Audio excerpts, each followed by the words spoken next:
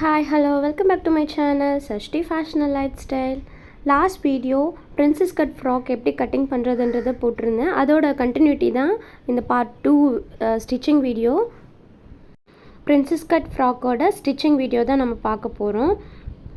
Princess cut ஃப்ராக்கோட cutting video last வீடியோவாக நான் கொடுத்துருக்கேன். அதை நீங்கள் பார்த்துட்டு வந்து இந்த வீடியோவை நீங்கள் பார்த்தீங்கன்னா உங்களுக்கு யூஸ்ஃபுல்லாக இருக்கும். நீங்கள் நம்ம சேனலை ஃபஸ்ட் டைம் பார்க்குறீங்கன்னா சப்ஸ்கிரைப் பண்ணிக்கோங்க. பக்கத்தில் இருக்க பெல் பட்டனையும் கிளிக் பண்ணி வச்சுக்கோங்க. கூடவே ஆல் என்ற நோட்டிஃபிகேஷனும் கொடுத்துக்கோங்க. அப்போ தான் ஃப்யூச்சரில் நான் போடக்கூடிய வீடியோஸோட நோட்டிஃபிகேஷன் உங்களுக்கு வந்து சேரும். வாங்க ஸ்டிச்சிங் பார்க்கலாம்.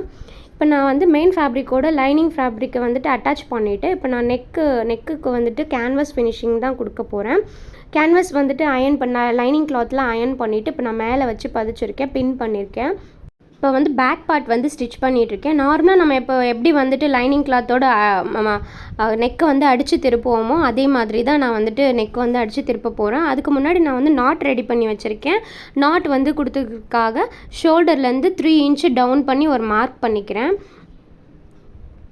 ஏன்னா நெக் ரவுண்ட் ஃபினிஷ் பண்ணும்போதே நம்ம வந்துட்டு நாட் கொடுத்துட்டோம் அப்படின்னா வந்து பார்க்குறதுக்கு ஃபினிஷிங்காக இருக்கும். ஃப்ராக்கு இன்விசிபிளாக இருக்கும். நிறைய ஸ்டிச்சஸ் வந்து க்ளம்ஸியாக இருக்கிறதெல்லாம் வந்துட்டு நமக்கு தெரியாது. அதனால் நம்ம வந்துட்டு நெக் ஃபினிஷ் பண்ணும்போதே நாட் ரோப் ரெடி பண்ணி வச்சுக்கிட்டு நம்ம வந்துட்டு அட்டாச் பண்ணும்போதே தைக்கும் போதே நம்ம வந்து அட்டாச் பண்ணி தைச்சிட்டோம்னா நமக்கு வந்து இன்விசிபிளாக இருக்கும். பார்க்குறதுக்கு நல்ல டீசென்ட் லுக்கில் இருக்கும். நம்ம ட்ரெஸ் வந்து திருப்பி பார்த்தாலுமே இன்னொரு நீட் லுக்கில் நமக்கு இருக்கும். உங்களுக்கு பார்த்தாலே தெரியும் நான் வந்து எப்படி ஸ்டிச் பண்ணிகிட்ருக்கேன், மார்க் பண்ணின்றது. அதே மாதிரி நம்ம தைச்சிட்டே போகும்போது அந்த பக்கம் நாட் வைக்கிறதுக்கு கண்டிப்பாக மறந்துடுவோம். ஒரு சில சமயத்தில் அப்படி தான் நடக்கும். பிகினர்ஸாக இருந்தீங்கன்னா மறந்துட்டு தைச்சிருவீங்க. அதை நோட் பண்ணிக்கிட்டு நம்ம மிஷினை நிறுத்தி அந்த பக்கம் இருக்கிற நாட்டையும் நம்ம வந்து ஷோல்டர்லேருந்து 3 இன்ச்சு டவுன் இறக்கி ஒரு 3 இன்ச்சில் மார்க் பண்ணிவிட்டு அந்த சைடுமே நம்ம வந்து நாட் அட்டாச் பண்ணிக்கிட்டோம் அப்படின்னா நமக்கு வந்து நெக் லைன் ஃபினிஷ் பண்ணிட்டோன்னா நமக்கு பேக் நெக் வந்து பேக் பார்ட் வந்து ரெடி ஆகிடும்.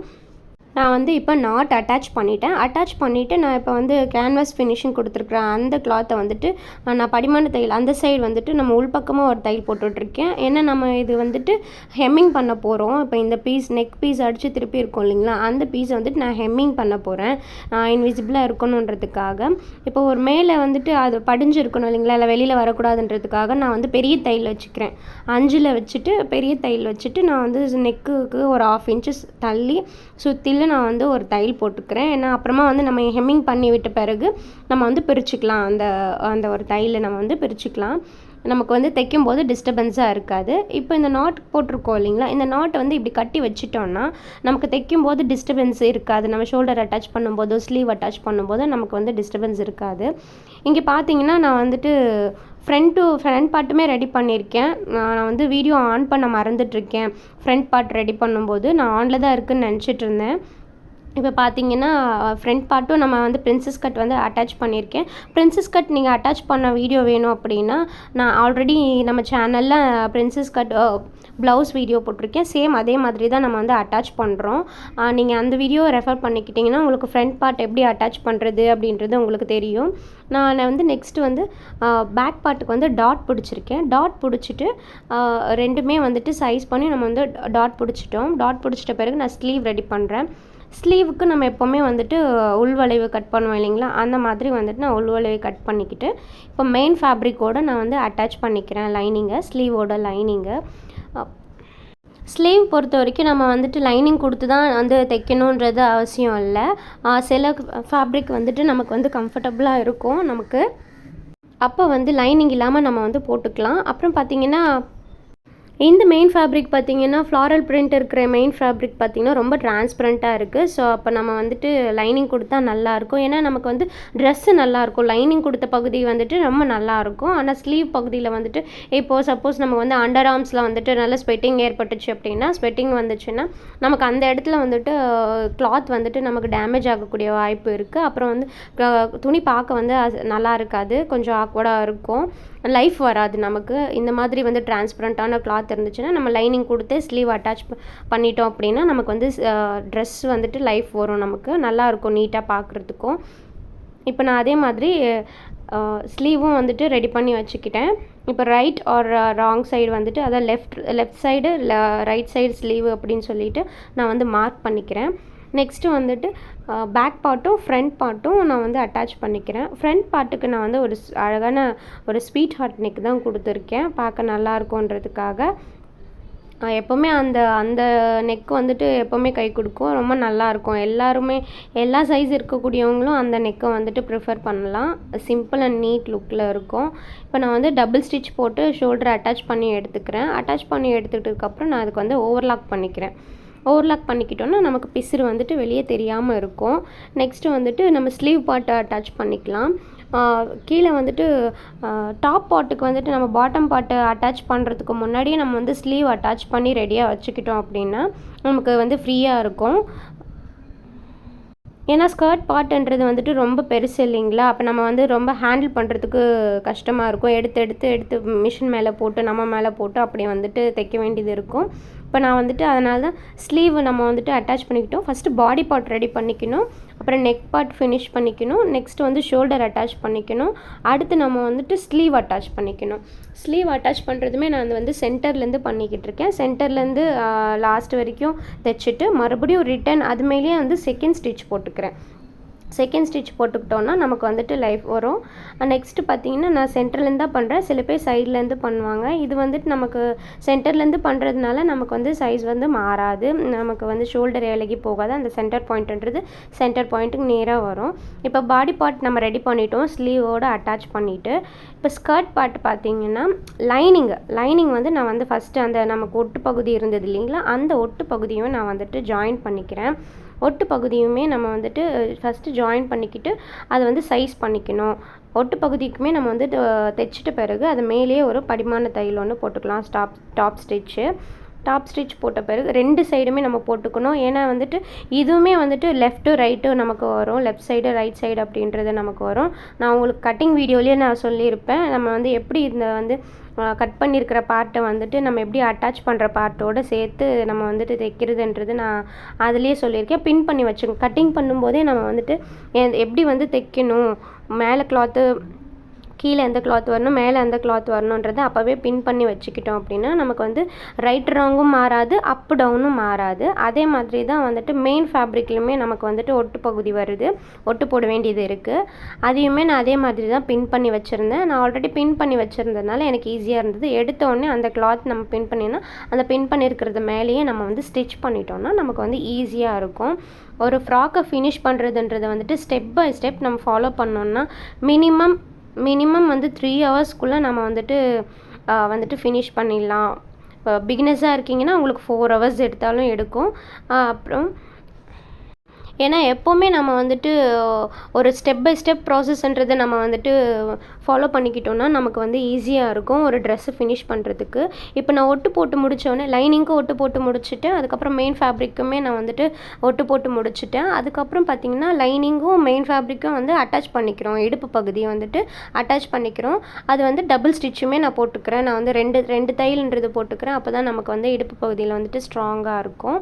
2 கிளாத்துமே 2 சைடு இருக்கக்கூடிய நான் வந்து சென்டரில் வந்து ஒரு நாச் பண்ணியிருக்கேன் பாருங்கள். அப்போ நமக்கு மெயின் ஃபேப்ரிக் வந்து எப்பவும் நம்ம கொஞ்சம் எக்ஸஸாக தான் நம்ம வந்துட்டு கட் பண்ணுவோம். அப்படி இருக்கும்போது நம்ம சென்டர் அடையாளப்படுத்திக்கிட்டு அந்த சென்டரில் வந்துட்டு லைனிங் கிளாத் வச்சுட்டு இந்த பக்கமும் அந்த பக்கமும் வந்துட்டு சரியாக இருக்கான்னு பார்த்துக்கிட்டோம்னா நமக்கு வந்து பார்த்திங்கன்னா மெயின் ஃபேப்ரிக் எக்ஸஸாக இருக்குது, லைனிங் ஃபேப்ரிக் வந்து கரெக்ட் மெஷர்மெண்ட்டில் இருக்குது. நமக்கு அதனால தான் நம்ம சென்டரில் கிளாத் வச்சுட்டு நம்ம வந்து ஸ்டிச்சிங் வந்து ஸ்டார்ட் பண்ணோன்னா நமக்கு வந்து ஈஸியாக இருக்கும். எச்சு கம்மின்றது வராது, ஷேப்பும் மாறாது. ஏன்னா ஹிப் ரவுண்டுக்கு வந்துட்டு நம்ம வந்து கர்வ்ன்றது கொடுக்குறோம் இல்லைங்களா. இப்போ பாடி பார்ட்டை எடுத்துக்கிட்டு பாடி பார்ட்டை வந்துட்டு நம்ம வந்து சென்டராக ஒரு மார்க் பண்ணி நாச் பண்ணிக்கிட்டு இடுப்பு சுற்றளவு வந்துட்டு நம்ம வந்து மார்க் பண்ணிக்கிறோம். சென்டர்லேருந்து நம்ம வந்துட்டு மார்க் பண்ணிக்கிறோம். இப்போ அதே மாதிரி ஸ்கர்ட் பார்ட்டையும் டாப் பார்ட்டையும் வந்துட்டு நான் மேலே வச்சு பார்க்குறேன். சென்டர்லேருந்து வச்சுட்டு போயிட்டு அதுக்கப்புறம் நான் அந்த கார்னர்லேருந்து நான் ஸ்டிச்சிங்கை ஸ்டார்ட் பண்ணுறேன். உங்களுக்கு பார்க்கும்போதே தெரியும். இதுக்குமே வந்துட்டு நம்ம அந்த ஸ்டிச் போட்டிருக்கோம் இல்லைங்களா, அந்த 1/2 இன்ச் டிஸ்டன்ஸில் அது மேலேயே நம்ம வந்து ஸ்டிச் போட்டுட்டு வரணும். ஏன்னா நம்ம தையல் அட்டாச் பண்ணுறதுக்காக போட்ட தையல் வந்துட்டு வெளியில் தெரியக்கூடாது. இந்த தையல் மேலேயே நீங்கள் அந்த இப்போ நீங்கள் தைச்சிட்டு வந்தீங்கன்னா அந்த தையல் வந்து இன்விசிபிள் ஆகிடும். அதே மாதிரி இப்போ பாட்டமும் ஸ்கர்ட் பார்ட்டும் அட்டாச் பண்ணும்போது நம்ம 2 தையல் போட்டுக்கலாம், அப்போ தான் வந்து ஸ்ட்ராங்காக இருக்கும். இப்போ இந்த பக்கமும் வந்துட்டு இப்போ நம்ம ஒட்டு போட்டிருக்கோம் இல்லைங்களா, ஸ்கர்ட் பார்ட்டை ஒட்டு போட்டிருக்கோம் இல்லைங்களா, அதே மாதிரி அதையும் ஃப்ரண்ட்டு பேக்குன்றதை பார்த்துட்டு நம்ம டாப் பார்ட்டில் வந்துட்டு நம்ம அட்டாச் பண்ண வேண்டியது முக்கியம். கவனமாக பார்த்து அட்டாச் பண்ணிக்கணும். இந்த மாதிரி ஸ்டெப் பை ஸ்டெப்பாக பண்ணிக்கங்க. இந்த மாதிரி ஏன்னா எப்போவுமே வந்துட்டு நம்ம ப்ளவுஸ் இதை கான்சென்ட்ரேட் பண்ணி தான் நான் நிறைய பார்த்துருக்கேன். ப்ளவுஸ் தான் நம்ம எவ்வளோ நேரத்தில் கட்டிங் பண்ணுறோம், எவ்வளோ நேரத்தில் ஸ்டிச்சிங் பண்ணுறோன்றத வந்துட்டு நான் எல்லாருமே வந்துட்டு ஆர்வமாக அதில் இன்ட்ரெஸ்ட் காட்டியிருக்கிறத நான் பார்த்துருக்கேன். அதே மாதிரி ஃப்ராக்குமே நம்ம வந்துட்டு ஸ்டெப் பை ஸ்டெப்பாக வந்துட்டு ஃபாலோ பண்ணோன்னா அதுவுமே நம்மளால் 3 ஹவர்ஸ்லேருந்து 2.5 ஹவருக்குள்ளே நம்ம முடிச்சிட முடியும். நம்ம எந்த டிசைன் சூஸ் பண்ணுறோம், பிரின்சஸ் கட்டாக இல்லை நார்மலாக டாட் பிடிக்கிற மாதிரி ஃப்ராக் சூஸ் பண்ணுறோமான்ற கட்டிங் பண்ணி ஸ்டிச் பண்ணுறோமான்றதை பார்க்கணும். இப்போ நான் ஹிப் ரவுண்ட் மார்க் பண்ணிக்கிறேன். ஹிப் ரவுண்ட் வந்துட்டு இந்த 7 ரேஞ்சு மார்க் பண்ணுறேன். இந்த சென்டர்லேருந்து நான் அந்த 7 ரேஞ்சுன்றதை இங்கே மார்க் பண்ணிக்கிறேன். அதே மாதிரி இந்த பக்கமும் சென்டர்லேருந்து 7 ரேஞ்சில் நம்ம மார்க் பண்ணிக்கலாம். கிளாத் நழுவிக்கிட்டே இருக்கக்கூடாது. அதனால் நான் ஸ்லீவில் ஒரு பின் பண்ணியிருக்கேன். பாடி பார்ட்லேயும் நான் ஒரு பின் பண்ணியிருக்கேன், ஏன்னா நழுவாமல் இருக்கணுன்றதுக்காக. இப்போ ஸ்லீவ் ரவுண்டு நம்ம மார்க் பண்ணிக்கலாம். ஸ்லீவ் ரவுண்ட் மார்க் பண்ணிக்கிட்டு அதுக்கப்புறம் ஸ்டிச் பண்ணிக்கிட்டே வந்தோன்னா, இப்போ நம்ம ஆமோல் நமக்கு ஸ்ட்ரெயிட்டாக கிடைக்கணும் இல்லைங்களா? ஆமோல் கிட்ட எச்சு கம்மியாக வரக்கூடாது. ஸ்லீவ் அட்டாச் பண்ணும்போது நான் ஸ்கேல் வச்சு ஒரு லைன் போட்டுக்கிறேன். ஆமோல் ஃபஸ்ட்டு மார்க் பண்ணிக்கணும். அதுக்கப்புறம் நம்ம பாடி பார்ட்டை மார்க் பண்ணி வச்சுருக்கோம் இல்லைங்க, அங்கேயுமே நான் பின் பண்ணியிருக்கேன் பாருங்கள். ஏன்னா நமக்கு கிளாத் நழுவிக்கிட்டே இருக்கும். நம்ம இந்த 7 ரேஞ்சு மார்க் பண்ணதையும் ஷோல்டர் அந்த ஆமோல்லேருந்து அந்த ஹிப் ரவுண்ட் மார்க் பண்ணியிருக்கிற வரைக்கும் ஒரு ஸ்கேல் வச்சு ஒரு லைன் போட்டுக்கிட்டோன்னா நமக்கு கரெக்டாக இருக்கும், ஷேப்பாக இருக்கும் நமக்கு. இப்போ பார்த்தீங்கன்னா நான் ஸ்கர்ட் பார்ட்டை சரி பண்ணிக்கிட்டு அந்த இடுப்பு பகுதியிலேருந்து 1 இன்ச்சு டவுன் அது வரைக்குமே நான் அந்த ஸ்ட்ரெயிட் லைனாக ஸ்டிச் பண்ண போகிறேன். ஏன்னா நமக்கு ஷேப் கரெக்டாக இருக்கணும். ஹிப்லேருந்து அந்த அம்ப்ரெல்லா அந்த டைப் வரணுன்றதுக்கு நம்ம அந்த மாதிரி 1 இன்ச்சு டவுன் பண்ணி மார்க் பண்ணிக்கிட்டோன்னா நமக்கு அந்த ஷேப் கரெக்டாக இருக்கும். 1 இன்ச் டவுன் வரைக்கும் நம்ம ஹிப் போர்ஷன்லேயே ஸ்டாப் பண்ணிடக்கூடாது ஸ்டிச்சிங்கை. இப்போ லைனிங் கிளாத் ரெண்டுமே நான் எடுத்து விட்டுட்டு மெயின் ஃபேப்ரிக்கை மட்டுமே அட்டாச் பண்ணிக்கிறேன். இந்த மெயின் ஃபேப்ரிக் தனியாகவும் லைனிங் கிளாத் தனியாகவும் அட்டாச் பண்ணிக்கிறோம். அட்டாச் பண்ணி ஃபினிஷ் பண்ணுறோம். நல்லா ஒரு 1/2 இன்ச்சு 1 இன்ச்சு டிஸ்டன்ஸில் நான் தையல் போட்டு எடுத்துக்கிறேன். இது நம்ம அப்புறமா லைனிங் ஓவர்லாக் போடுறதா இருந்தாலும் ஓவர்லாக் போட்டு நம்ம கம்ப்ளீட் பண்ணி எடுத்துக்க போகிறோம். பார்த்தா தெரியும் உங்களுக்கு ஜாயிண்ட்டும் ஒன்றா வந்திருக்கு. இதான் நம்ம சரியாக கட்டிங் பண்ணி நம்ம ஸ்டிச் பண்ணியிருக்கோன்றதுக்கு அர்த்தம். இப்போ நெக்ஸ்ட்டு பார்த்தீங்கன்னா, இப்போ இந்த எக்ஸஸாக இருக்கிறத கட் பண்ணி எடுத்துகிட்டு நெக்ஸ்ட்டு லைனிங் மெயின் ஃபேப்ரிக் நல்லா உள்ளே தள்ளி விட்டுட்டோன்னா நமக்கு ஸ்டிச்சிங்க்கு ஸ்பேஸ் கிடைக்கும். அப்போ நம்ம இந்த லைனிங் கிளாத்தை அப்படியே மேலேயே வச்சுட்டு மெயின் ஃபேப்ரிக்கை உள்ளே தள்ளி விட்டு நம்ம லைனிங் கிளாத்தை தனியாக அட்டாச் பண்ணிக்கிறோம். இங்கே லைனிங் கிளாத்துமே அட்டாச் பண்ணும்போது பார்த்திங்கன்னா உங்களுக்கு அந்த ஒட்டு பகுதியும் ஒன்றா மேட்ச் ஆகிடும். நெக்ஸ்ட் நம்ம இந்த பின் எடுத்து விட்டுடலாம். இப்போது நெக்ஸ்ட்டு இந்த சைடும் நம்ம அதே மாதிரி ஸ்லீவோட சுற்றளவையும் மார்க் பண்ணிக்கிட்டு ஆமோலையும் ஆஃப் ரவுண்ட் ஆமோலையும் நம்ம மார்க் பண்ணிவிட்டு ஒரு ஸ்கேல் வச்சு மார்க் போட்டுட்டு அதிலேருந்து நம்ம ஸ்டிச் பண்ண ஆரம்பிக்கலாம். சேம் அதே தான். நம்ம இந்த சைடு ஸ்டார்டிங் எப்படி நம்ம மார்க் பண்ணி ஸ்டிச் பண்ணமோ அதே மாதிரி தான் நானும் மார்க்கர் யூஸ் பண்ணி ஸ்கேல் யூஸ் பண்ணி அந்த ஸ்டிச்சஸை நான் கம்ப்ளீட் பண்ணுறேன். ஹிப் போர்ஷன்லேருந்து பாருங்கள் 1 இன்ச்சு நான் டவுன் பண்ணி நான் அந்த ஸ்ட்ரெயிட் லைனை அப்படியே ஸ்ட்ரெயிட் ஸ்டிச்சிங்கை நான் அப்படியே கொண்டு வந்திருக்கேன். நெக்ஸ்ட் இதையுமே நான் லைனிங் கிளாத் ரெண்டையுமே நான் பின்னாடி எடுத்து விட்டுட்டு மெயின் ஃபேப்ரிக்கை நம்ம எங்கே ஸ்டிச் பண்ண விட்டோமோ அங்கேருந்தே ஸ்டார்ட் பண்ணணும். ஸ்டிச்சிங் நமக்கு தெரியும், லைனிங் கிளாத் எடுத்து விட்டோடனே நமக்கு தெரியும் அது நம்ம எங்கே ஸ்டிச் பண்ணியிருக்கிறத ஸ்டாப் பண்ணியிருக்கோம் அப்படின்றது. இந்த மாதிரி இந்த சைடு பார்த்திங்கன்னா கரைப்பகுதி இருக்குது. கரைப்பகுதி இருக்கக்கூடிய சைடு வந்துச்சுன்னா நம்ம ஓவர்லாக் பண்ண வேண்டிய அவசியம் இருக்காது. கரைப்பகுதி இல்லாமல் இருந்தது அப்படின்னா நமக்கு பிசிறு பகுதி இருந்துச்சு அப்படின்னா நம்ம ஓவர்லாக் பண்ணிக்கலாம். இல்லைனா அது உள்பக்கமாக மடித்து விட்டுட்டு நம்ம அந்த ஃப்ராக்கை ஃபினிஷ் பண்ணிக்கலாம். இப்போ 1 by 1 நான் இந்த ஃப்ராக்கை எப்படி ஸ்டிச் பண்ணி கம்ப்ளீட் பண்ணுறதுன்றதை காட்டியிருக்கேன். பட் என்ன பண்ணுறது, ஃபஸ்ட்டு ஃப்ரண்ட் பார்ட் மட்டுமே என்னால் ஸ்டிச் பண்ணி காட்ட முடியல. ஏன்னா ஏற்கனவே நம்ம சேனலில் இருக்குது பிரின்சஸ் கட்டை எப்படி அட்டாச் பண்ணுறது அப்படின்றது, அந்த வீடியோ பார்த்து நீங்கள் தெரிஞ்சுக்கோங்க. இப்போ லைனிங் நான் சைஸ் பண்ணிக்கிறேன். லைனிங் ஃபுல்லாக ரவுண்டாக ஷேப்பாக இருக்கா அப்படின்றத நான் பார்த்துக்கிறேன். அதுக்கப்புறம் பார்த்துட்டு நம்ம ஃபோல்ட் பண்ணி நம்ம ஸ்டிச் பண்ணி எடுத்துக்கலாம். அதே மாதிரி மெயின் ஃபேப்ரிக்குமே நமக்கு சர்க்கிளாக கர்வாக நல்லா இருக்கா அப்படின்றத நம்ம பார்க்கணும். இப்போவுமே நான் 2ஆகவும் மடித்து போட்டுட்டு அதையுமே நான் சைஸ் பண்ணி எடுத்துக்கிறேன். ஏன்னா எக்ஸஸாக இருக்கக்கூடியது அட்டாச் பண்ண பிறகு நமக்கு எச்சு கம்மி இருக்கக்கூடாது. இப்போ அதே மாதிரி டபுள் ஃபோல்ட் பண்ணிவிட்டு நான் லைனிங் கிளாத்தை வந்துட்டு நார்மலாக 1/2 இன்ச் டிஸ்டன்ஸ்லேயே வந்துட்டு நான் வந்து ரவுண்டாக அது வந்து தைச்சி எடுத்துக்கிறேன். நெக்ஸ்ட் டைம் நான் வந்துட்டு மறுபடியும் நான் ஃப்ராக் வீடியோ போடும்போது கண்டிப்பாக வந்து ஃப்ரண்ட் பார்ட்டை வந்துட்டு எப்படி வந்து அட்டாச் பண்ணுறதுன்றதை நான் வந்துட்டு நான் வீடியோவில் கொடுக்குறேன். ஏன்னா இதில் மிஸ் ஆகிடுச்சு. நான் வீடியோ ஆனில் இருக்குன்றதை நினச்சிக்கிட்டு நான் வந்து ஸ்டிச் பண்ணியிருக்கேன். கம்ப்ளீட் ஆகிடுச்சு. சரி நம்ம வந்துட்டு இது கம்ப்ளீட் பண்ணி நம்ம கண்டிப்பாக வீடியோ கொடுக்கணுன்றதுக்காக நான் வந்துட்டு இது அப்படியே நான் வந்துட்டு இந்த வீடியோ நான் அப்படியே மேக் பண்ணியிருக்கேன். இப்போ மெயின் ஃபேப்ரிக் வந்துட்டு கீழே மடித்து தைக்கிறோம் இல்லைங்களா, அந்த மடித்து தைக்கிறது வந்துட்டு நான் 1/4 இன்ச்சு குட்டியாக வந்துட்டு மடிச்சுட்டு வந்துட்டு தையல் போட்டுட்ருக்கேன். நீங்கள் உங்களுக்கு கவனிச்சிங்கன்னா தெரியும். ஏன் அப்படின்னா அந்த பீக்கோ ஸ்டிச் மாதிரி நம்ம எடுத்துகிட்டு வர்றதுக்காக நான் வந்துட்டு அந்த மாதிரி தைச்சிட்ருக்கேன். குட்டியாக 1/4 இன்ச்சு மடிச்சுட்டு அது மேலே ஒரு தையல், மறுபடியும் நான் அதை மடிச்சுட்டு செகண்ட் ஸ்டிச் அது மேலேயே மறுபடியும் அந்த மடிச்சிருக்கிறத வந்துட்டு தைச்சிட்டு நான் வந்து தைக்க போகிறேன்.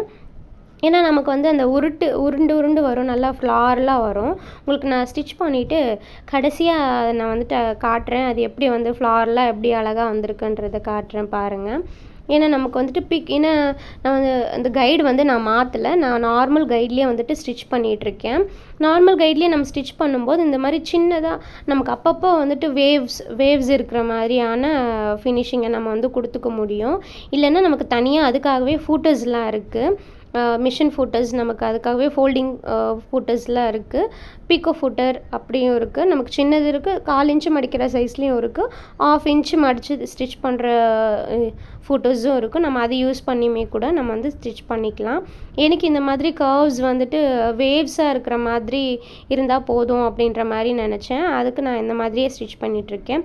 அந்த ஃபூட்டர் இல்லைன்னா என்ன பண்ணுவாங்க, ஸோ அதனால் நான் வந்து அந்த மாதிரி பாருங்கள். இப்போ நான் எவ்வளோ காட்ட அப்படியே ஃப்ளவர் மாதிரி தெரியுது பாருங்கள். இந்த மாதிரி ஃப்ளவர் மாதிரி தெரியுது பாருங்கள். அதுக்காக தான், இந்த மாதிரி தெரியணுன்றதுக்காக தான் நான் வந்து வேவ்ஸ் நார்மலாகவே ஸ்டிச் பண்ணி எடுத்துக்கிட்டேன். இப்போ நெக் போர்ஷன் நம்ம ஸ்டிச் பண்ணி கட் பண்ணும்போது நமக்கு கிடச்சிருக்க பீஸ் இருக்குது இல்லைங்களா, அந்த பீஸை நான் அப்படியே எடுத்து வச்சுருக்கேன். 4 இன்ச்சு டிஸ்டன்ஸில் வந்துட்டு 4க்கு 4ன்ற மாதிரி நான் வந்து அப்படியே லைனிங் கிளாத்து வித் மெயின் ஃபேப்ரிக்கோடு கட் பண்ணி எடுத்திருக்கேன். எதுக்குன்னா இது நம்ம வந்துட்டு நாட் வச்சுருக்கோம் இல்லைங்களா, அதுக்கு அந்த பெல் கட்டுறதுக்காக நான் வந்துட்டு யூஸ் பண்ணிக்கிறேன் அந்த கிளாத்தை. நம்ம வந்து ஏன்னா சாரீ இருக்குன்றதுக்காக சாரியை நம்ம கட் பண்ணி எடுக்காமல் இந்த மாதிரி இருக்கிற கிளாத்ஸ் எல்லாம் நம்ம யூஸ் பண்ணிக்கிட்டு நம்ம கிளாத்தை வந்து மிச்சம் பண்ணலாம். ஸோ அதே மாதிரி கட்டிங் வீடியோலையுமே நான் வந்து சொல்லியிருக்கேன், கிளாத் வந்துட்டு எப்படி மிச்சம் பண்ணி நம்ம கட்டிங் பண்ணுறதுன்றதை பற்றியும் நான் ஷேர் பண்ணியிருக்கேன். உங்களுக்கு இன்ட்ரெஸ்ட் இருக்கிறவங்க அந்த வீடியோவுமே வந்து பாருங்கள். அப்போ வந்து அதை பார்த்துட்டு இந்த ஸ்டிச்சிங் வீடியோ பார்த்தீங்கன்னா உங்களுக்கு பார்க்குறதுக்கு இன்ட்ரெஸ்டிங்காக இருக்கும். இப்போ தான் இந்த ஃப்ராக்கோட அவுட்லுக் இப்படி தான் இருக்குது.